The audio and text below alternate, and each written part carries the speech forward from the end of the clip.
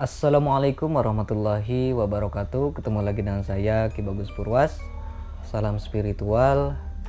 Seperti biasa sedulur, pada kesempatan kali ini saya kembali lagi hadir untuk menemani sedulur semua. Kita akan kembali lagi untuk membahas tentang dunia spiritual, dunia supranatural, dan juga dunia ilmu kegoiban. Baiklah, yang akan saya bahas kali ini adalah fenomena khodam ya. Ada yang bertanya tentang khodam, apakah khodam tersebut bisa menyulitkan kematian gitu. Nah, jadi seseorang yang mungkin pengisian khodam atau memiliki khodam gitu ya. Nah, apakah khodam tersebut itu bisa menyulitkan kita dalam sakaratul maut gitu ya. Nah, gitu. Baiklah, sedulur, kita akan bahas. Jadi khodam itu kan ada banyak ya, ada yang namanya khodam leluhur, ada yang khodam keilmuan, ada yang khodam pengisian, ada yang khodam datang sendiri gitu. Nah, jadi kita akan bahas dulu tentang fenomena khodam yang bisa menyulitkan kematian ini dulu ya. Jadi khodam yang menyulitkan kematian itu apa? Apakah susah untuk meninggal atau misalnya sakit-sakitan atau gimana gitu ya. Nah, khodam yang menyulitkan kematian itu sedulur, misalnya nih, ada seseorang yang sakaratul mautnya itu susah gitu kan. Biasanya kan ada ya, yang misalnya sakaratul mautnya itu jam 6 pagi dan meninggalnya itu malah jam 6 sore. Nauzubillah min dzalik ya. Mudah-mudahan kita semua dijauhkan dari hal-hal yang seperti itu. Amin. Nah, jadi seperti itu sedulur. Ada yang seperti itu ya. Misalnya sakaratul mautnya itu jam 6 pagi, kemudian meninggalnya itu malah jam 6 maghrib gitu. Jadi 12 jam itu proses sakaratul mautnya. Nah, ada juga yang misalnya udah beberapa bulan nggak makan, nggak minum, terus nggak bisa ngelakuin apa-apa, berdiri nggak bisa, buang air nggak bisa, udah diem aja di tempat tersebut ya selama berbulan-bulan lamanya. Tapi badannya sehat sedulur. Ada yang seperti itu. Jadi biasanya orang-orang yang seperti ini dia itu nggak bisa ngapa-ngapain gitu kan, udah nggak bisa ngapa-ngapain, tapi umurnya belum begitu tua sedulur gitu kan. Dibilang sudah kakek-kakek atau nenek-nenek sekali juga enggak gitu kan.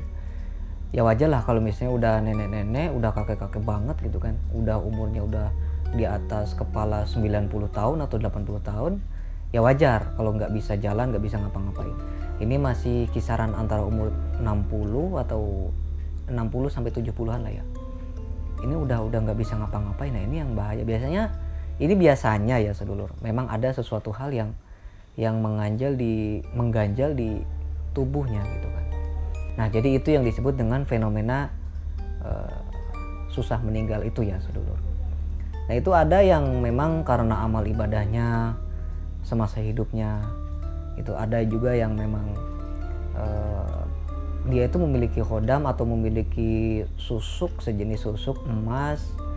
Ada juga faktor lainnya, salah satunya dengan memiliki khodam ini sedulur. Otomatis kan yang namanya susuk itu kan pasti ada khodamnya ya. Susuk emas, susuk berlian, susuk intan, dan lain sebagainya itu memiliki khodam, ada khodamnya gitu. Biasanya kalau jenisnya susuk yang bisa menyulitkan kematian itu biasanya susuk khodamnya itu masih ada di dalam susuknya. Tetap itu masuknya khodam juga sedulur. Jadi begitu. Nah, sedangkan fenomena khodam yang bisa menyulitkan kematian itu iya memang ada. Tapi ada tapinya. Tidak semua khodam seperti itu. Tidak semua khodam pengisian, tidak semua khodam hasil dari amalan itu seperti itu. Tidak semuanya seperti itu. Tapi ada, memang ada sedulur. Itu adalah salah satunya itu karena waktu hidupnya orang yang memiliki khodam tersebut itu khodamnya itu adalah khodam aliran kiri sedulur, atau khodam golongan hitam gitu kan. Biasanya khodam-khodam yang seperti ini bisa menyulitkan kematian karena masih ada perjanjian, masih ada tugas dari khodam tersebut yang belum terselesaikan. Misalnya seharusnya pemilik khodam memberi kambing misalnya, memberi kambing atau menyuguhkan kambing, belum juga disuguhkan gitu kan. Nah, si pemilik ini malah keburu mau meninggal atau keburu sakit-sakitan gitu. Biasanya dia tuh menagih sedulur, menagih mana nih janjinya, mana nih suguhan buat saya. Sehingga pas sakaratul maut atau sakit itu nggak dibikin sembuh atau nggak bisa meninggal gitu sedulur. Jadi sukmanya itu ditarik-tarik gitu. Jadi seolah-olah harus diam terus di jasadnya gitu, nggak boleh kemana-mana. Nah seperti itu. Nah kalau yang biasanya yang seseorang yang sakit-sakitan itu biasanya khodamnya ini berefek negatif. Jadi sudah dibantu terus sama si khodam tapi nggak ngasih apa-apa, atau janjinya mau mengasih sesuatu hal tapi malah nggak dikasih-kasih. Nah ini di si khodam ini malah berefek negatif kepada si pemiliknya gitu kan. Dibikin apa sakit-sakitan gitu kan. Sakitnya misalnya sakit yang nggak jelas, udah berobat kemana-mana tapi belum sembuh-sembuh. Nah ini hal seperti ini biasanya sering terjadi kepada orang-orang yang memiliki khodam negatif.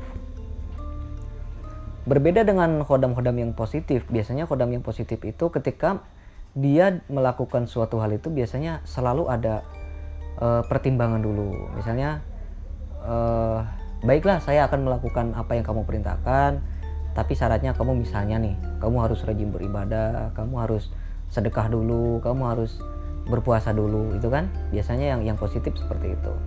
Tapi kalau yang negatif itu beda, biasanya harus menyiapkan sesaji, harus menyiapkan kambing buat disembelih, buat disuguhkan, harus menyiapkan ayam cemani, dan banyak lah ya, yang intinya yang melanggar aturan syariat Islam gitu, atau melanggar ya tidak sesuai dengan kaidah agama-agama kita lah gitu ya, biasanya seperti itu. Nah itu yang biasanya terjadi dari beberapa kasus ya. Dan saya pun sering mengalami, bukan saya yang mengalami sedulur, tapi ada beberapa pasien saya yang mengalami hal tersebut. Bahkan sampai saat ini sudah sekitar ada berapa orang waktu itu, kalau nggak salah itu 2 orang yang mengalami kasus seperti ini setelah diobatin, setelah dinetralkan, jadi diputuskan nih ikatan sama si khodam. Selang 1 hari kemudian itu meninggal sedulur. Tapi bukan karena akibat meninggal karena saya juga, ya mungkin karena memang sudah nggak ada penghalang lagi di dalam tubuhnya, sehingga Tuhan yang Maha Kuasa memang sudah mentakdirkan untuk mencabut nyawanya juga kan gitu. Ini sudah 2 kali saya mengalami hal ini, semuanya perempuan. Karena kalau zaman dulu itu kan belajar ilmu hikmah itu jarang. Jadi rata-rata itu belajar ilmu kejawen, ilmu buhun itu yang memang tata caranya itu masih sangat kuno gitu sedulur. Jadi tata caranya masih tata cara yang belum islami lah gitu ya, belum yang dianjurkan seperti kebanyakan pada zaman sekarang gitu kan. Ya meskipun zaman sekarang juga banyak, tapi orang-orang zaman sekarang itu lebih memilih ke jalur yang lebih aman gitu kan. Jadi muncullah amalan-amalan atau khodam-khodam yang positif. Kalau zaman dulu kan nggak seperti itu. Zaman dulu itu yang penting punya ajian, yang penting punya khodam, udah. Jadi mereka itu nggak melihat ini negatifnya di suatu hari nanti gimana, efeknya gimana, nggak seperti itu kalau zaman dulu.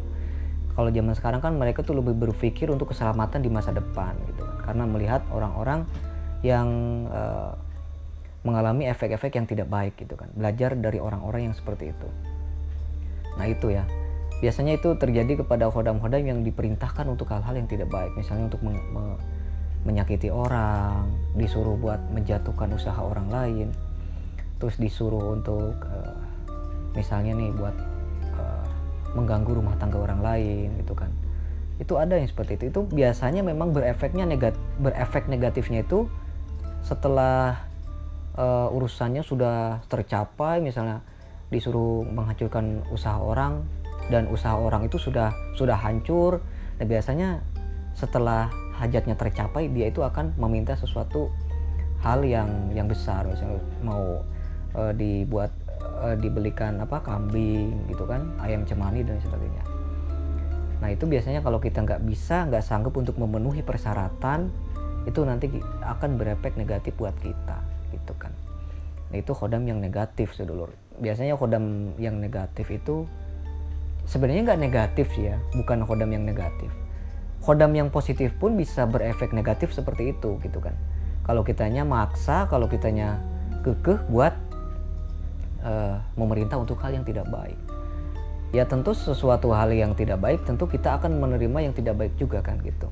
Makanya kalau kita misalnya sering menggunakan untuk kebaikan, ya minimal nggak bisa menolong orang, ya buat diri kita sendiri lah gitu, buat kebaikan kita sendiri. Misalnya kalau kebaikan orang lain ya kita bantu dengan memiliki khodam kita. Misalnya ada orang yang jualan bakso, nah baksonya ini sepi, ya kita suruh buat ngasih energi gitu kan, didoakan juga supaya si pedagang bakso ini bisa ramai, doakan bareng-bareng gitu kan sama si khodamnya, dibantu ditransfer energi juga dengan kesaktian yang dimiliki si khodam ini. Nah itu kan kita menolong orang, dan nggak lama kemudian penjual bakso ini tiba-tiba banyak orang yang membeli gitu kan. Itu yang sesuatu hal yang bermanfaat menurut saya.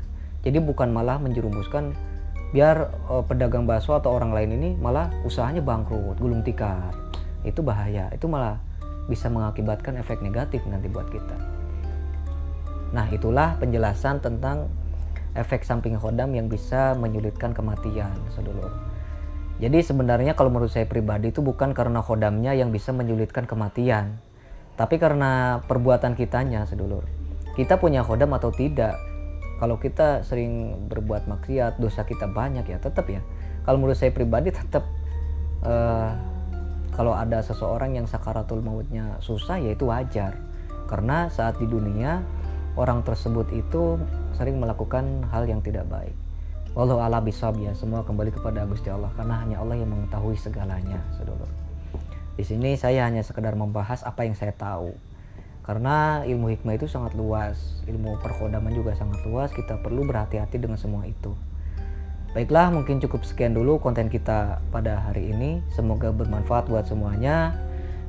Jangan lupa like, komen, dan subscribe. Silahkan apabila sedulur ada pertanyaan boleh ditanyakan di kolom komentar. Semoga bermanfaat.